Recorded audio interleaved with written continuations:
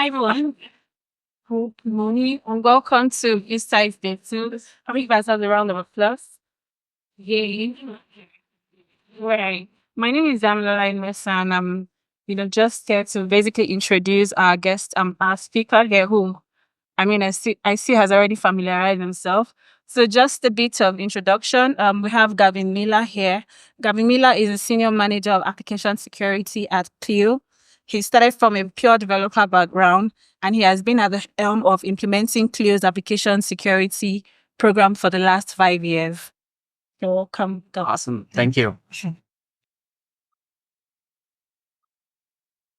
Thanks for coming to my talk and giving me your time. I greatly appreciate that. And since it's a smaller room, let's ask questions if something's unclear. If you want some clarity on something I use a term you might not be familiar with. I think these small groups are move in, even come move up.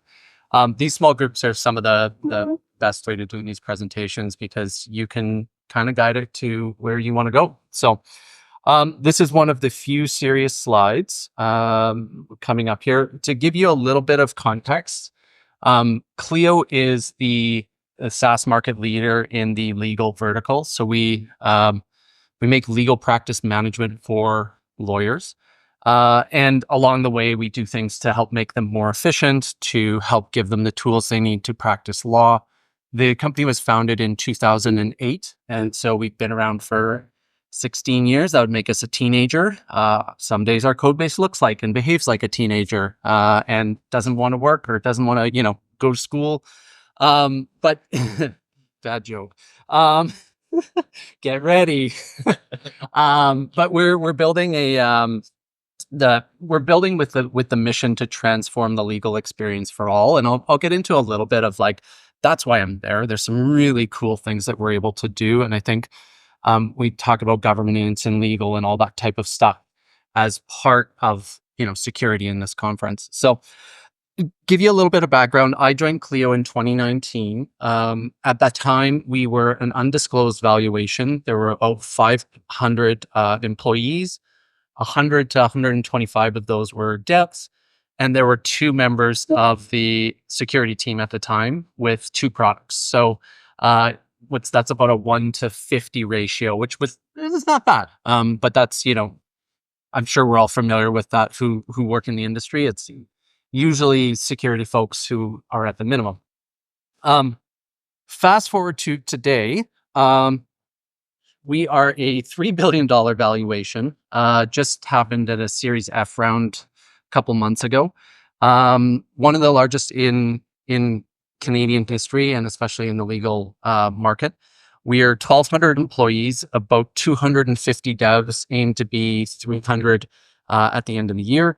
There are now 19 members of the security team, and we have 5 products and umpteen services. So we've grown. I'm strapped to a rocket ship, and some days it scares me of how do we keep up? We have some of the most valuable documents in the world. Somewhat hard to monetize, which I think is nice for us. The people that are attacking us don't necessarily know what they're getting access to. Don't tell them, please. But this particular picture was this is my driver's license photo that got memed, whatever it is. That was after 2 days of very intense incidents, and that was the retake. That was the best photo that we took at the registry. And I was just gonna lean into that one. I'm gonna come clean with you. So technically, this is my first AppSec job. I was at BSides probably 2018, 2019. And I was listening to some of the speakers, and this is, my invitation of don't be afraid of getting up and presenting. I was listening to some of the presenters and I was like, I could do that. And 5 years later, look at me now. They asked me to say things like I'm an expert. But what it was is I came from that software developer background. I did some blogging on security, did a lot of research on my own time getting into it. I found it very interesting and ended up talking with the now CTO at Clio, and we aligned. We agreed on the principles that should exist within an AppSec program he said, "Why don't you come join me and let's do this. Let's go on this journey together." And so that's where we went. Or rather, that's what this talk is about. So kind of this historical look. Um, I want to present it against a framework, and this is one that we use for onboarding all of the members of Clio. But I think it works in a lot of situations, and so I'm going to frame the presentation off of that of context, credibility, and capabilities. And we kind of look at that as a 30, 60, 90 when you're onboarding into a new organization. And I think this applies in a lot of cases like security. Our job is not to go in if you're new to a role and just blow through and be like, you're doing this wrong, this wrong, this wrong, this wrong, this wrong. That's not what somebody wants to hear, unless I'm hiring you to do that as a pen tester. But even then, you have to understand the context of the business. You have to know what is going on and all those pieces. So I'm going to start with context here by talking about how, when I joined Clio, what I did to build context into the organization in those first about year.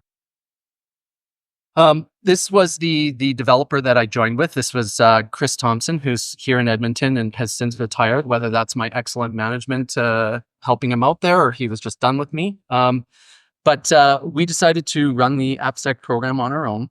And we started with the audacious task of figuring out, what do we do?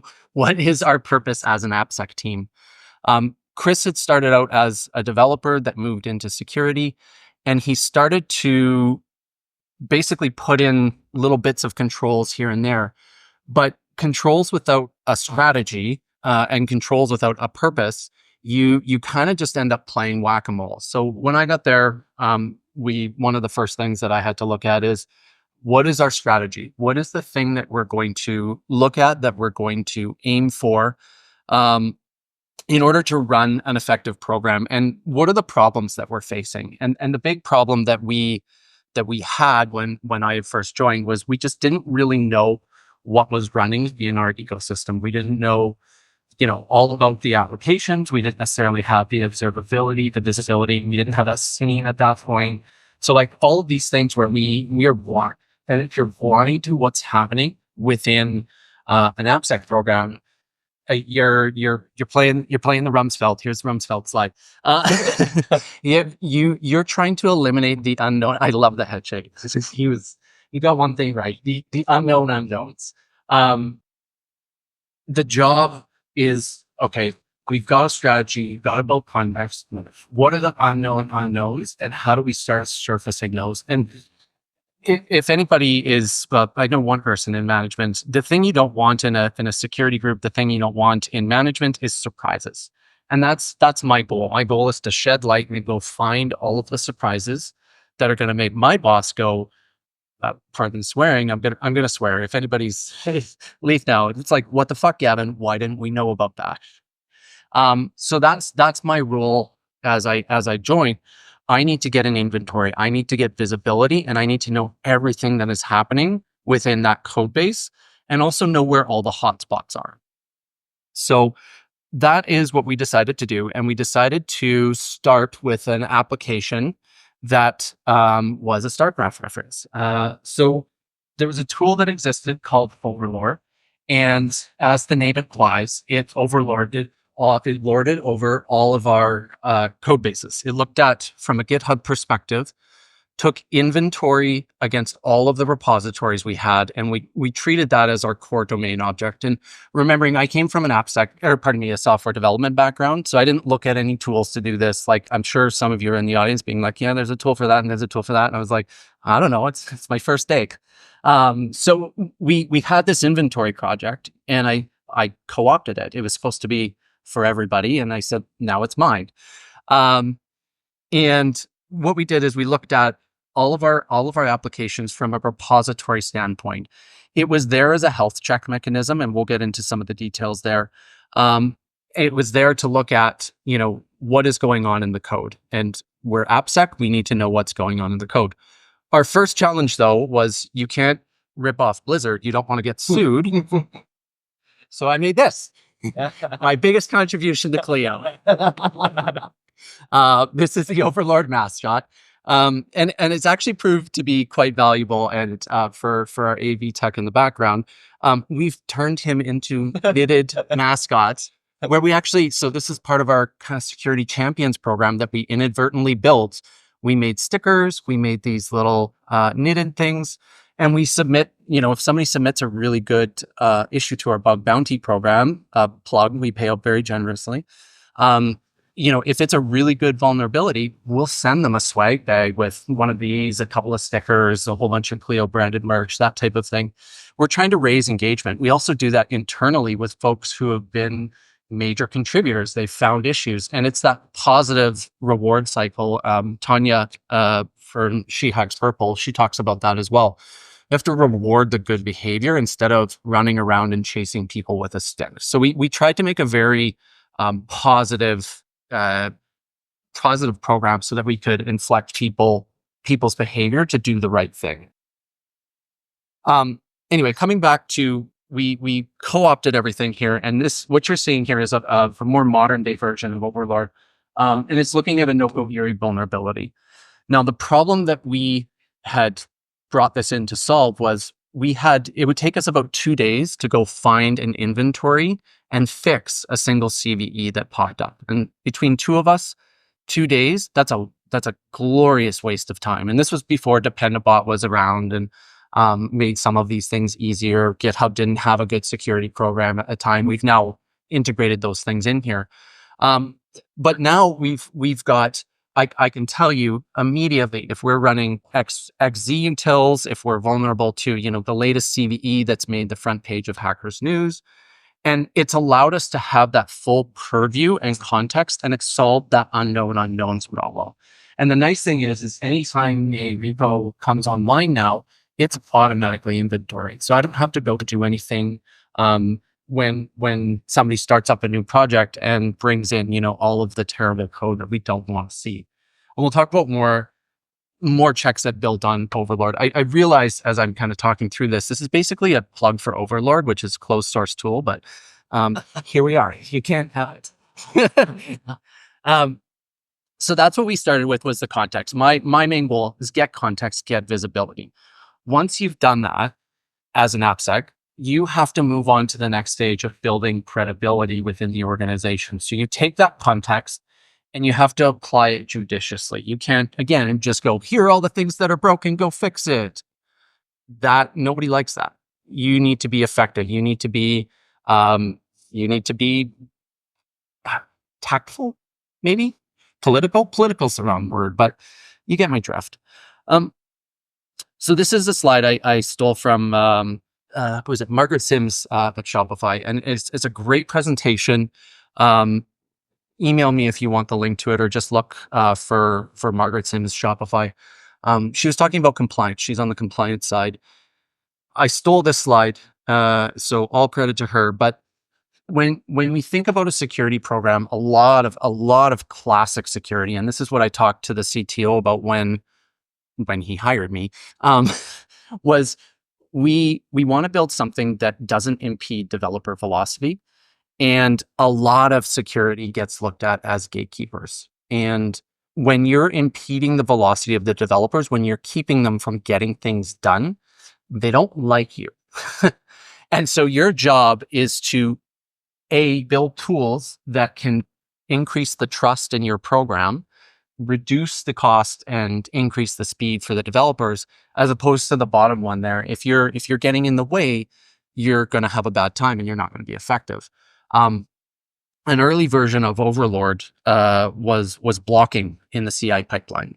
So if we had a CVE that we discovered that came in through our intake process, and you were working on a PR to get out a feature that was completely unrelated to, say, the Nokogiri upgrade, we would block the pipeline and said, you can't ship your change that's completely unrelated to this until you go fix this. And how do you think 125 developers who can't work on a Monday morning feel about that? The CTO yelled at me a couple of times. It's okay. I went to counseling. I'm fine. So what we started to do is we started to move it into the pull request itself. and this is an early version again. We wanted to make the right things easy to do and the wrong things hard. So I'll come over to this side. You can get that side you as well. This is an early version of the check. It's all automated. It just looks at the web, looks at a PR, and makes it home and buy. You can see it's starting to look at license for any package that we bring in. It's looking at open issues. Hey, you got to go review 600 issues. Lucky you. That comes a protocol. The value sheet, see what you use, and then this one I love, potency of reasonable quality, and like asking a dev to go evaluate reasonable quality, like what did that mean? So that one was no good either. But you have to start somewhere, and you have to evolve and continue to practice this. And I'm gonna reference again Martin Fowler from my days as a software engineer. If something is hard, you need to continue to do it, because that friction, you'll be like, this is terrible. I need filming. I like better. You got to remove the toil. And I'm working with a new security engineering team here that's just come on with me in the last few weeks. And they have so much toil. They spend all of their time doing toil work of like looking at logs, looking at automated alerts, and like, by the way, turned on auto scaling for this thing that's failing. And they're like, well, that's a really good idea. That would have saved us all just looking at stuff. So figuring out ways you could do that. I inserted myself into the process. I had an early version of this tagging me every time this went. And then I would go do the code review and go, okay, we need to automate that. We need to change that. This is terrible. This is expensive. What we ended up with now, so this is a modern day version of it. This is bringing in them getting packages, and it's automatically approves all of them.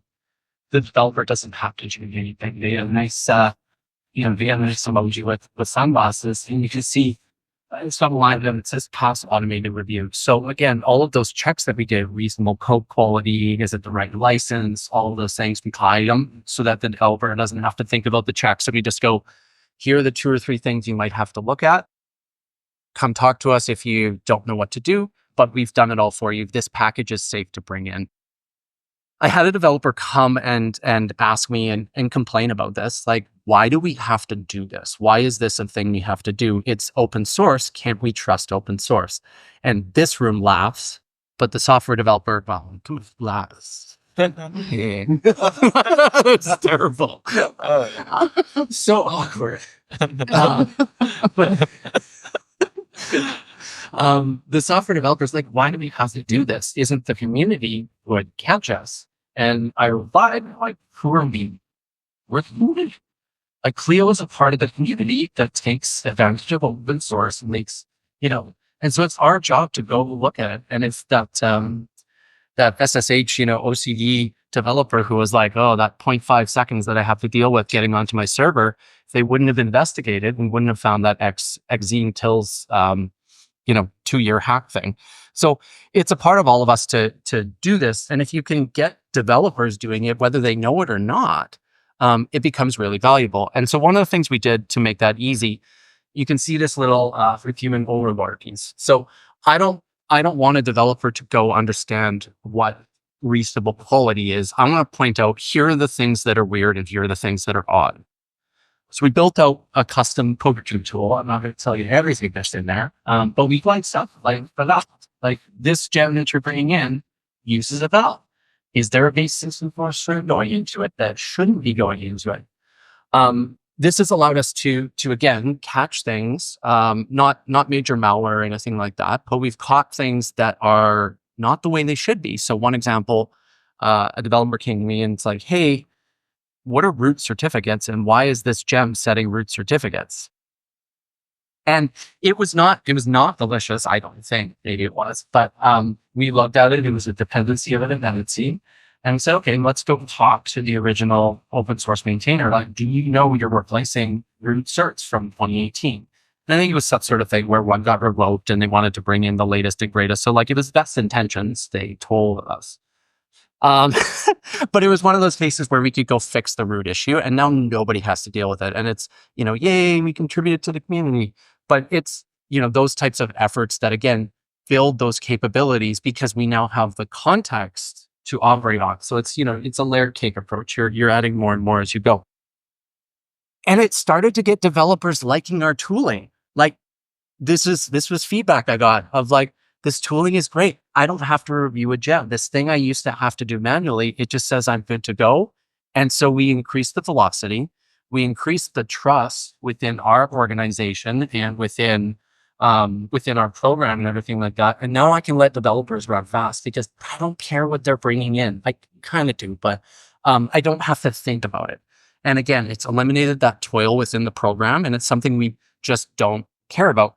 And so now we've got, we roll this all of these things up, and we've got this amazing system here that now does, you can see on the right hand side, it does requirements checks. So we look at best practices, we look at your dependencies, we look at your exceptions. Are they trending in the right direction? It's turned into, Overlord's become this like SOC for us, and I'll get into a little bit more details there, but it's also an inventory system. We've got 100 repos. Who do I need to talk to if I need to get this fix into this service over here? Who owns that? Who's taking care of it? Is it in a good state? And again, this is something that we relatively set and forget. I have to harass people every now and then. Harassment does, still work every here and there. The other thing too, and that's my next slide.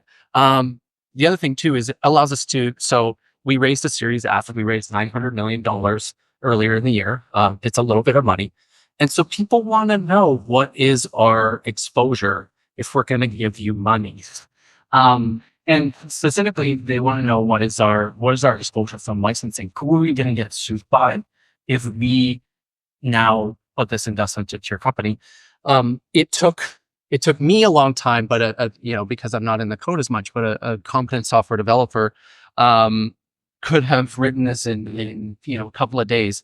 And you can see we've got an inventory now of all of the approved licenses that we've said, yeah, MIT is good.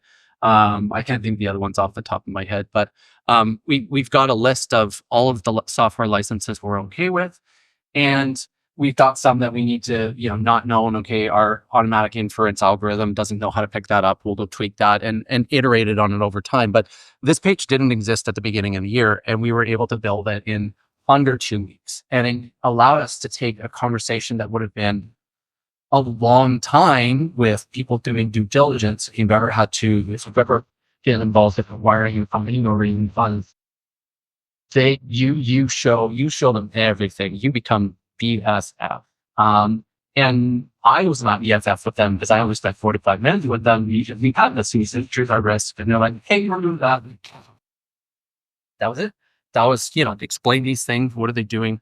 But security is now an enabler for the business, because we've got capabilities that the business didn't have previously. And again, it allows us to be, relatively speaking, like, we're generating revenue for the company. And which company doesn't like a security team that isn't a cost center? How are you, Yeah. are you able to interact that your other corporate systems that are used by developers or your HR professionals? How much does it interact back and forth? Is it simply in the application and code file storage, or are you able to?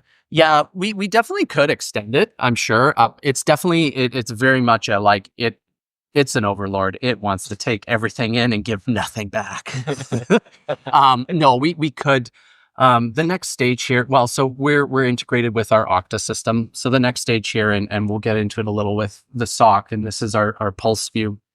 We can start assigning things to people, offboarding them, all of that type of stuff. But we could definitely start looking at other avenues of compliance. It's definitely been a very AppSec heavy tool right now. But we also integrate with our security engineering functions and compliance. So like, I'm giving you my roadmap here. We can take all of this stuff and push it into our compliance software, and then we can always have auditable, audit ready is what we're aimed at. Where like, okay, the SOC 2 compliance auditors come and we go, yeah, there's the control, and here's the data that got fed in this month. That's the goal, and we have some of that built in. So yeah, it's definitely like, this can be, kind of a security operations center. Pulse is something that we added in last year. It's kind of like an inbox view, and it's kind of like a SOC. We were shuttling all of these things into Slack, which is not great. It worked, but you're scaling, you need to go there. need to keep track of these. We need to keep historical records for auditing for clients. And so we shoved it all in here, and then we started enriching the data. And that's a different slide. I don't know where it is. It's further on in the presentation. We started enriching the data. And so we can do CE management. I can drop in here and go, okay, what are the CVEs I need to go look at today? Triage them, go distribute them to teams, give them a heads up on what they need to fix. And that's it. It's made it very easy so that we can bring an analyst in, and now they're responsible for this side of things. I'm going to ask for a time check. I don't know where I am. How many minutes left? 20? 20. Okay, perfect. We're right on time. Awesome. So, and again, repository owners here, Pancakes being one of our contributors, he can now go in. He knows. I know what I need to do. I know what I need to look at for my repository. So again, we're handing out those capabilities. We have the capabilities, but we're handing out those capabilities as well to the developers so that they can self-serve. Credibility, that side of things.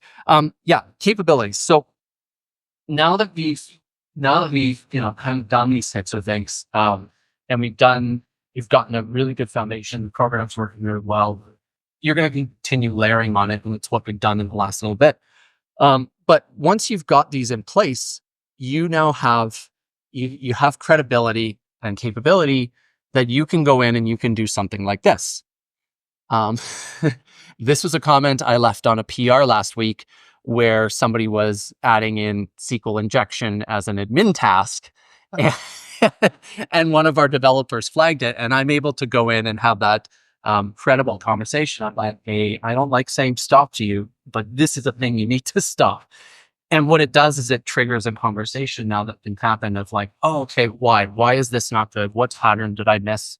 What are the things that that we're not doing properly in this code? And again, you can be the security asshole when you need to be, but you don't have to be most of the time. But you've got the credibility and capability to do that. It also gets you pulled into other things that you might not necessarily have purview in within the AppSec role. We had a payments platform that's launched in basically 2022, and for those of you who have done any threat modeling or anything like that, we got engaged with this very early. Then we said, okay, here's what we're going to see. We're going to see account takeover fraud, so that people can inject themselves in and try and siphon out. That's what we expected in this new product that Clio was launching. And the aim of the project was, as all business can have, just make money. But also our customers and everything else that's involved with that, but make money mostly. And if anybody's seen Office Space, payments is a very lucrative business. You take off 1 cent and you make a lot of money from a transaction. You try and get it right too. So we saw this coming in, and AppSec as a group were like, oh shit. Prior to that, legal documents are not easy to monetize. You can't monetize them rapidly from an attacker perspective, but money coming into the system, well, hello. And one of the key requirements of this product was sign up needs to be fast. This needs to happen in 15 minutes to go from not being able to collect payments to collecting payments. It was our nightmare as a security group. What do we do? And we talked about, okay, what's going to happen? Account takeovers is the thing that's going to happen. We brought this to the team, and I'm giving them all due credit in this. We're like, we think there's going to be an account takeover palooza that's going to come. And I don't think they're wrong when they said, okay, let's deal with that after we're done fixing this. Like you guys, you've got the ability, you go do it. And I don't think they're wrong, because we now have a very lucrative payments business, and they ship software in 6 months. And this is that balance that you're always going to see as a security team of enabling the business while protecting the business. And we had a budget. We said, okay, here is what our fraud budget is. Let's keep it below that, and let's get as many customers as we can. And we, competitive things and trying to cannibalize our competition and blah, blah, blah, blah, blah. But the ATOs did come. And we saw a couple of really cool ones, ones that highlight. So we saw it come in. And they found, if you're familiar, a double oracle enumeration attack. So basically, what they were able to do was they found two oracles on our system. And if you're not familiar with an oracle, you ask it a question and it gives you a yes/no answer, basically. They had a list of breached emails and passwords from other breaches, not from us. From us. This is a camera. We're safe and secure. Uh, and what they were able to do is they were able to take those emails and enumerate across, and they got a yes/no answer of, does this account exist on Clio? So that shortened their list. And then they took the second list of the username and passwords and put it against the other oracle that existed in our system. And they were able to then validate, will this be a valid login? So is it a valid username and password? And that generated for them, a funnel and a short list of, okay, we can now get into these accounts. We saw our metrics saw the account takeovers happening, and we're able to identify that and get inside the loop of the attacker. And I won't go there. We can talk about that more later. What we didn't see was the double warrantlets. They were in places that we didn't know existed. And we're in this incident. We're like, what is going on? How is this attacker one step in front of us? And someone on my team had the brilliant idea of, well, I wonder if they're getting the data from elsewhere. And I'm like, no. We can see everything that's happening. Looking at the IP address, we can see it. Well, let's go back in time. And you just see this massive spike 3 weeks before where it's like, oh, there's the oracle right there. They are using it, and we have no metrics to notice it and everything like that. So that was one of the fun attacks, fun stories. I can share more details there later. But we saw the account takeovers. Then they came through various creative means. And again, that's where security has to step in, and we have to be Gandalf. And we don't want to be gatekeepers for the developers, but for the bad guys, we want to be gatekeepers. So we came in and we developed something called the behavior engine. And sorry, the text is a little bit, yeah. This is my software development background coming in. We're like, well, we can solve this problem. This is easy. You don't need an expensive tool to do this. Let's just go find the really critical endpoints that an attacker is going to be interested in. Let's put a little bit of control in that, and then we can stop them in their tracks. So we built something using commanding tool. No, chain of command. Yeah, there we go. Chain of command pattern. And what it is it's like distance from last session. If this is greater than 500 miles, give it a score of 0.2. And each of these rules to go through, ones that are, if it's a tornado or something like that, each of these rules create a score that adds out to, once you cross a 3.2 on a threshold, we flag it and we go, somebody needs to look at this because this looks really suspicious. This is behavior that is not normal for this account. And that's allowed us to get inside of the loop with the attacker and stop the frauds from the account takeover. We can't necessarily stop it when it's happening. If we looked at it on logging, it's just too much data that's coming in to make false positives. But if we look at it when you're going to change the bank account details, for example, we can go, okay, your time zone of your browser is 12 hours outside of your normal login time. That's probably something that's weird, and it adds up to that sort if you want to.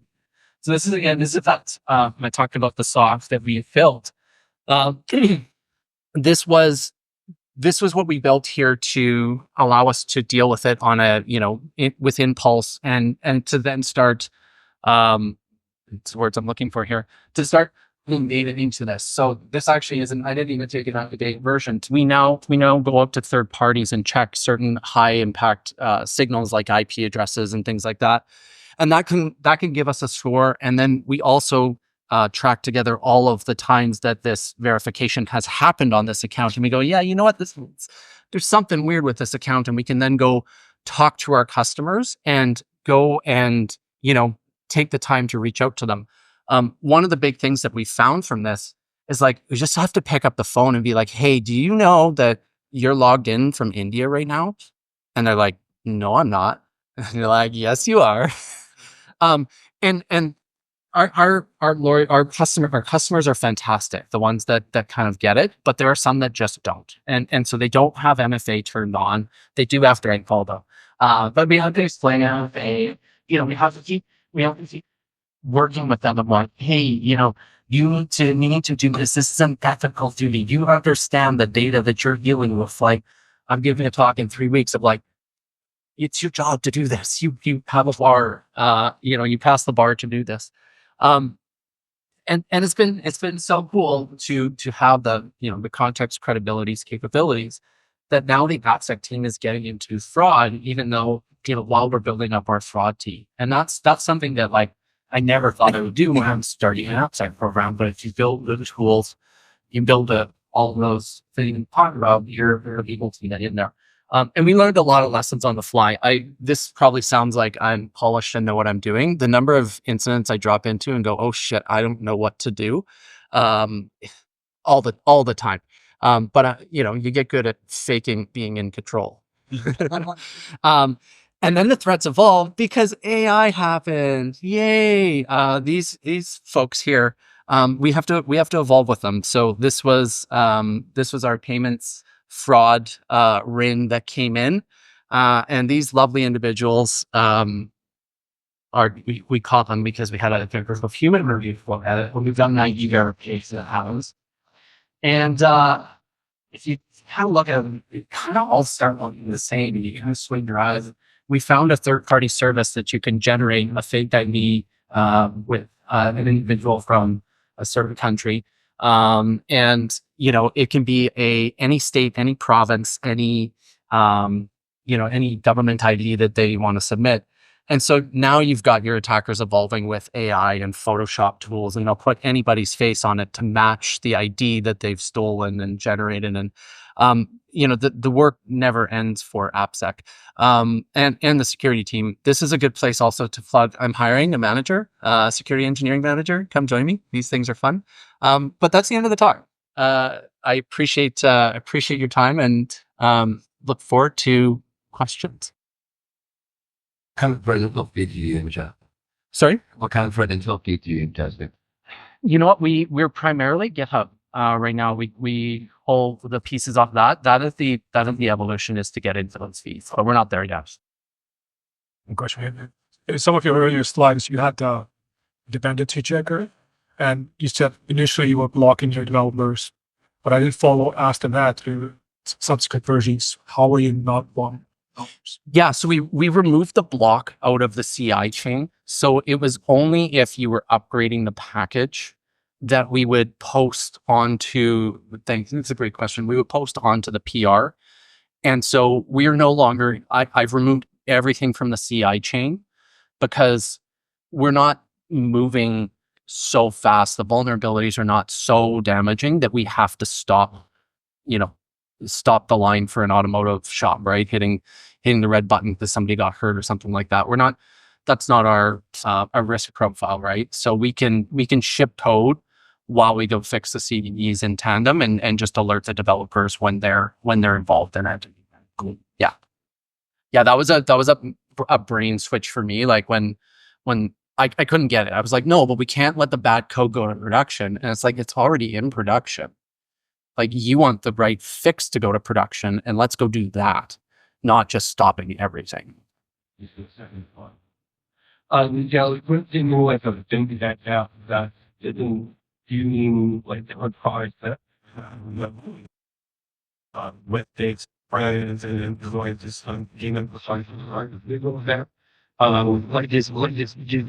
Like how would you approach applying all those things you define here, which is automated code reviews and specific threat detection? Like, is there a ability of what you have to just people know different things about it stuff?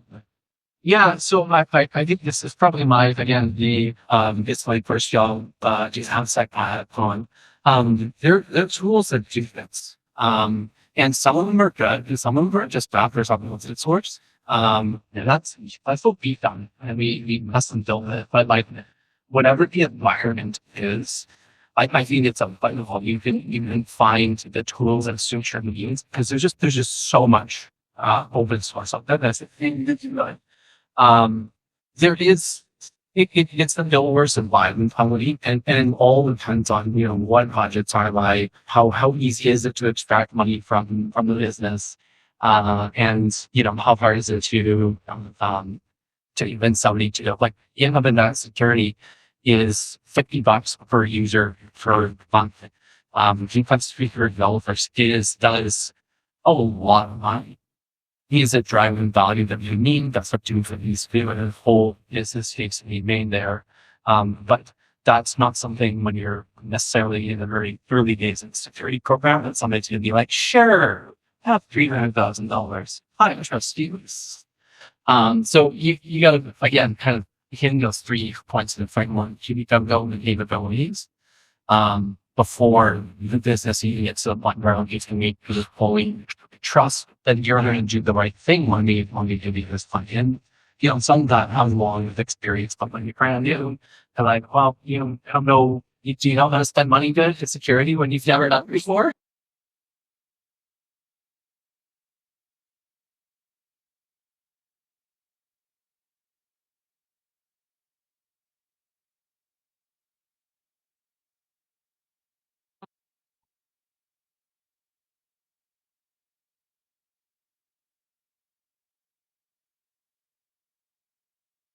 Steve. Thank you. Yeah, thank you. Yeah, thanks everybody.